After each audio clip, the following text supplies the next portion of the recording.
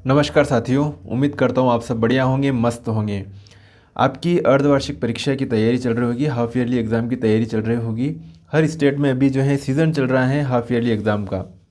तो साथियों, इसी कड़ी में एक मॉडल पेपर है मेरे पास में और उस मॉडल पेपर के कुछ क्वेश्चन के बारे में चर्चा करते हैं। ये इंपॉर्टेंट क्वेश्चन भी हैं और तरीका भी होगा कि हाँ किस टाइप के क्वेश्चन जो है पूछे जाते हैं। तो चलिए शुरुआत करते हैं। पहला क्वेश्चन आपके सामने हाजिर है। रिक्त स्थान वाला है।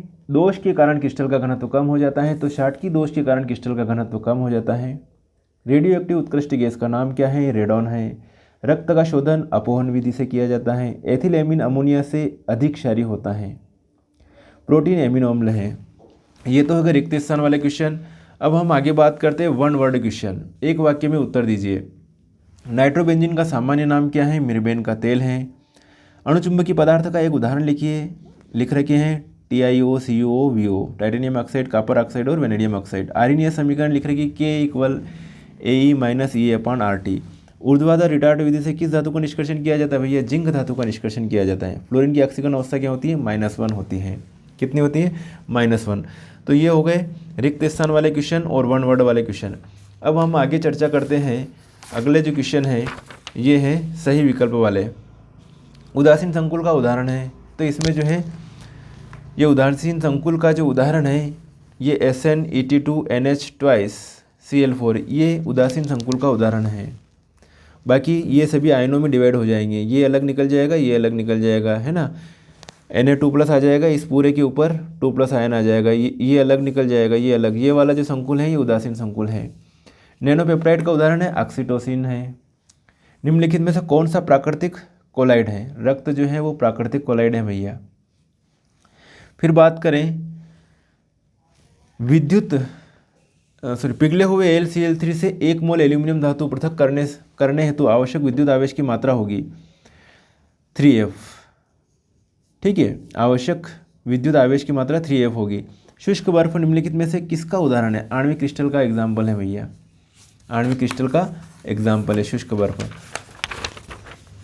फिर ये है सही जोड़ी बनाइए, मैच कीजिए इसको। घनाकार बंद संकुलन निकिल का है। वायुयान में संकेतन के लिए यूज़ किया जाता है नियॉन। राइबो शर्करा RNA में पाई जाती है। मस्टर्ड तेल अभिक्रिया alkyl isothiocyanate. Tetra carbonyl nickel ये है NiCO4। ठीक है, तो ये सही जोड़ियाँ हैं। अब हम बात करते हैं क्वेश्चन किस टाइप के आते हैं। ये 4 क्वेश्चन बताएं। अब क्वेश्चन जो है इस टाइप के क्वेश्चन बनते हैं, इसके मैं आंसर भी बताऊंगा। ये है क्वेश्चन, अंतर हैलोजन यौगिक किसे कहते हैं? कौन सा है? अंतर हैलोजन यौगिक किसे कहते हैं? उत्प्रेरण इसके अथवा में दे रखा है। फ्लोरीन क्लोरीन की तुलना में प्रबल ऑक्सीकारक है। फ्लोरीन क्लोरीन की तुलना में प्रबल ऑक्सीकारक है। फिर है आपके क्वेश्चन, उत्प्रेरण क्या है? उदाहरण दीजिए। उत्प्रेरण क्या है इसका एग्जाम्पल देना है आपको। इसके अथवा में दे रखा है टिंडल प्रभाव क्या है, समझाइए। टिंडल इफेक्ट क्या है इसको समझाना है आपको। तो ये जो है इनके जो आंसर जो है, जैसे कि ये है अंतर हैलोजन यौगिक क्या है, इसका एग्जाम्पल देना है, तो इसका आंसर ये लिख रखा है। फ्लोरीन क्लोरीन की तुलना में प्रबल ऑक्सीकारक है। ये सभी टाइप के क्वेश्चन मैंने वीडियोज़ में सॉल्व करवा रखे हैं। यहाँ पर सिर्फ आपको तरीका बता रहा हूँ मैं, आपको याद भी करने हैं। फ्लोरीन क्लोरीन की तुलना में प्रबल ऑक्सीकारक क्यों है, किन किन कारणों से। स्क्रीनशॉट लीजिएगा और वीडियो को पॉज करके आराम से इनके आंसर पढ़िएगा। फिर आपके सामने उत्प्रेरण क्या है, एग्जाम्पल दीजिए, जिसका आंसर ये आपके सामने हाजिर है। फिर आपके सामने टिंडल प्रभाव क्या है, इसका आंसर। फिर द्विक्लवण क्या है, इसका आंसर दे रखा है। ओके, द्विक्लवण क्या है, इसका आंसर है। फिर आपके सामने हाजिर है अगला क्वेश्चन है कार्बधात्विक यौगिक। कार्बधात्विक यौगिक किसे कहते हैं? वे यौगिक जिनमें कार्बोनिल समूह का कार्बन परमाणु धातु परमाणु से सीधे जुड़ा रहता है कार्बधात्विक यौगिक कहलाते हैं। क्वेश्चन 8 आपके किन्हीं 2 प्रोटीन के नाम व कार्य लिखिए। 2 प्रोटीन के नाम और कार्य लिखे हुए हैं। जल में घुलनशील 2 विटामिनों के नाम व एक कार्य बताइए।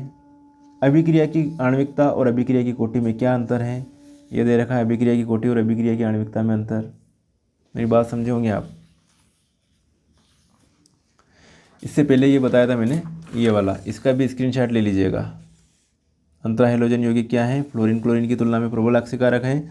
उत्प्रेरण क्या है, उदाहरण दीजिए। टिंडल प्रभाव क्या है, द्विक्लवण क्या है। ओके, अगला क्वेश्चन है आपके सामने हाजिर,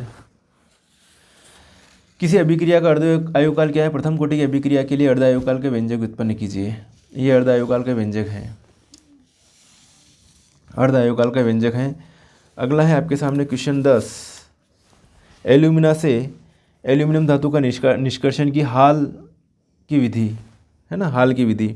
एल्यूमिना का विद्युत अपघटन किया जाता है, इसका ये डायग्राम है और इसका जो है रिएक्शन, केमिकल रिएक्शन ये है, ये केमिकल रिएक्शन है इसकी।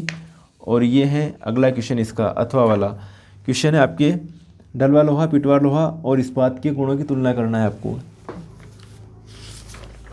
डलवा लोहा, पिटवा लोहा और इस्पात के गुणों की तुलना करना है। उसके लिए प्रयोगशाला में क्लोरोफॉर्म के निर्माण के का सचित्र वर्णन कीजिए। क्लोरोफॉर्म बनाने की विधि नामांकित चित्र है, ये क्या है? ये नामांकित चित्र है। और इसकी जो है रासायनिक अभिक्रियाएँ, ये केमिकल रिएक्शंस, ये केमिकल रिएक्शन दे रखी है। क्लोरोफॉर्म बनाने की रासायनिक विधि की ये केमिकल रिएक्शन। नेक्स्ट है डीडीटी क्या है? बीएचसी। डीडीटी क्या है? बीएचसी। इसके उपयोग बताइए। ओके, अगला क्वेश्चन है आपका डीडीटी और बीएचसी। 11 क्वेश्चन हो गए। 11वें के बाद में आपके सामने हाजिर है 12वां क्वेश्चन, शीरे से एथिल अल्कोहल का निर्माण किस प्रकार किया जाता है? यह है शीरे से एथिल अल्कोहल का निर्माण किस प्रकार किया जाता है?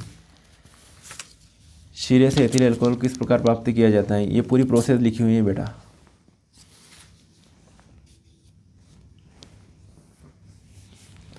तनुकरण, किण्वन, वाष्प का आसवन, परिशोधन, ये सारी चीज़ें दे रखी हैं।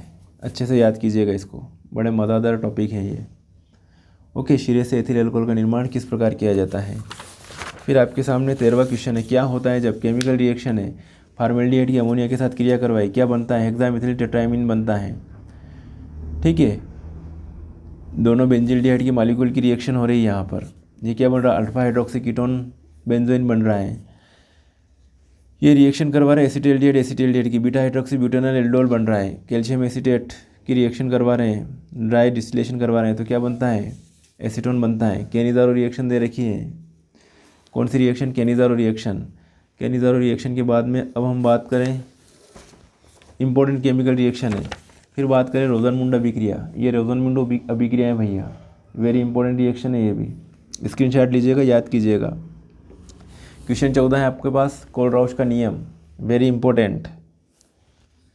ये कोलराउश का नियम, ठीक है, ये कोलराउश का नियम।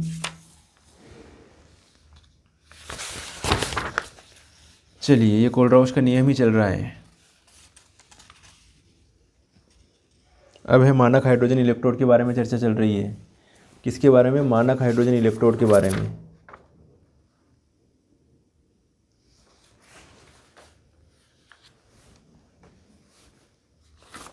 मानक हाइड्रोजन इलेक्ट्रोड, ये है मानक हाइड्रोजन इलेक्ट्रोड के बारे में चर्चा।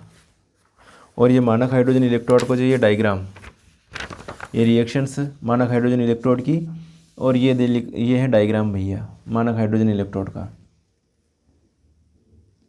उसके बाद में अगला क्वेश्चन आपके पास क्वेश्चन 15। क्वेश्चन 15 ये है कि नाइट्रिक अम्ल के निर्माण की ओस्टवाल्ड विधि, और ये जो डायग्राम है ये ओस्टवाल्ड विधि का नामांकित चित्र है। किसका है? ओस्टवाल्ड विधि का नामांकित चित्र। ये है ओस्टवाल्ड विधि का नामांकित चित्र।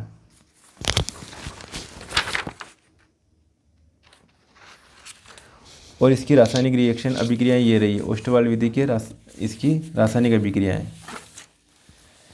यह है केमिकल रिएक्शंस, विधि का वर्णन कर रखा है ये ओस्टवाल्ड विधि का।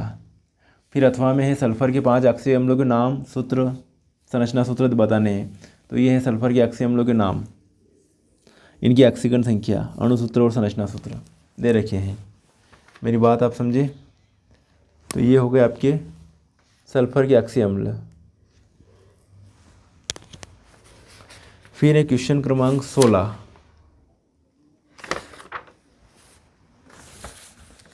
ये ज्वरनाशी क्या है, प्रतिरोधी क्या है, रसोचिकित्सा क्या है, इसके बारे में बता रखा है। कणाद, चरक, सुश्रुत, नागार्जुन, बाणभट्ट के बारे में बता रखा है। इन्होंने क्या किया था, इन साइंटिस्ट ने। आपके सामने अगला जो क्वेश्चन हाजिर है 16 के बाद में 17वां क्वेश्चन जो हाजिर है वो है वाष्पदाब। वाष्पदाब में अवनमन, वाष्पदाब में अपेक्षिक अवनमन की परिभाषा। तो ये वाष्पदाब किसे कहते हैं, इसकी डेफिनेशंस हैं। ओके, ये वाष्पदाब किसे कहते हैं, इसकी डेफिनेशन है। और ये वाष्पदाब का अवनमन क्या होता है, ये वाष्पदाब का अवनमन, वाष्पदाब में अवनमन और वाष्पदाब में आपेक्षिक अवनमन। ये वाष्पदाब में आपेक्षिक अवनमन के बारे में बता रखा है। वाष्पदाब में आपेक्षिक अवनमन और इससे रिलेटेड सवाल है, उसका जो है ये सवाल है, उसका इसका सॉल्यूशन है। ये सवाल है वाष्पदाब में आपेक्षिक अवनमन का, ये सवाल है। और इसी सवाल का जो ये क्या है, सॉल्यूशन है। इस सवाल का ये सॉल्यूशन है। ठीक है, अगला क्वेश्चन है आपके सामने हाजिर है परासरण। परासरण क्या होता है, परासरण किसे कहते हैं, परासरण दाब क्या है और परासरण दाब मापने की बर्कले हार्टले विधि का चित्र है ये। और इसका जो है ये वर्णन दे रखा है। क्वेश्चन है आपके सामने 18। पहला है 18वें का ये जो है पहला, ये इसका आंसर दे रखा है। ये संक्रमण धातु परिवर्तित संयोजकता क्यों प्रदर्शित करती है, उसका आंसर है ये। ठीक है, जिंक, कैडमियम और मरकरी के लवण रंगहीन होते हैं क्यों, इसका आंसर है ये। फिर संक्रमण तत्वों के गलनांक उच्च होते हैं क्यों, इसका आंसर है। लेंथेनाइट संकुचन को समझाइए भैया, ये लेंथेनाइट संकुचन को समझाइए। लेंथेनाइट संकुचन क्या है, इसके बारे में, लेंथेनाइट संकुचन के परिणाम क्या हैं। तो ये लेंथेनाइट संकुचन के परिणाम दे रखे हैं। तो ये जो है ये मैंने कुछ चर्चा करी है, ये इंपॉर्टेंट क्वेश्चन भी हैं और ये मॉडल सेट है, पुराना मॉडल सेट है जिससे मैंने आपको जो है इंट्रोड्यूस करवाया। ठीक है, जिससे मैंने आपको इंट्रोड्यूस करवाया, पुराना मॉडल सेट है इससे।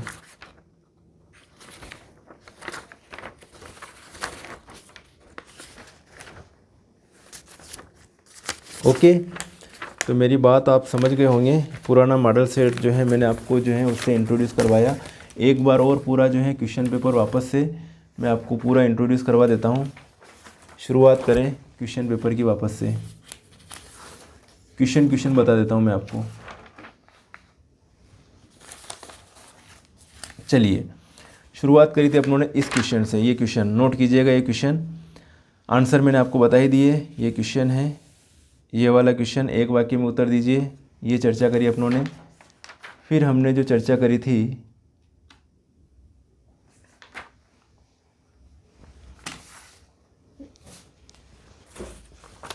वन वर्ड क्वेश्चन, फिर जो है सारे क्वेश्चन ये रहे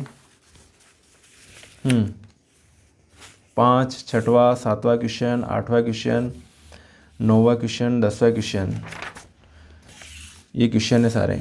ये इंपॉर्टेंट क्वेश्चन है और इनको आप एनालिसिस कीजिएगा। ये अच्छे क्वेश्चन है, इनको पढ़िएगा। इनके मैंने आंसर भी बता दिया आपको। 13वां क्वेश्चन हर एक की में अथवा दे रखा। 14वां क्वेश्चन ये दे रखा है और ये क्वेश्चन है।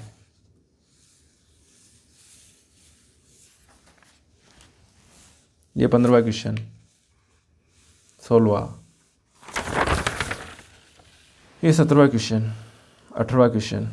ठीक है, तो साथियों बस ये ऐसे ही वीडियो जो है इम्पोर्टेंट के चक्कर में जो रहते हैं अधिकतर बच्चे, लेकिन ठीक है कि ये इस टाइप के क्वेश्चन जो बनते हैं तो मैंने आपको सिर्फ इनसे इंट्रोड्यूस करवाया कि हाँ बेटा इस टाइप के क्वेश्चन बनते हैं और ये इंपॉर्टेंट क्वेश्चन है, ये इंपॉर्टेंट क्वेश्चन है। एक और चीज़ें ये और रह गया था, एक तो ये है सही जोड़ियाँ इस टाइप से पूछी जाती है और एक थर्ड क्वेश्चन जो था ये बहुविकल्पी प्रश्न, सही विकल्प चुने, ये वाला। तो साथियों मिलेंगे फिर नेक्स्ट वीडियो में नेक्स्ट प्रॉब्लम के साथ। तब तक के लिए ओके बाय, जय हिंद, जय भारत।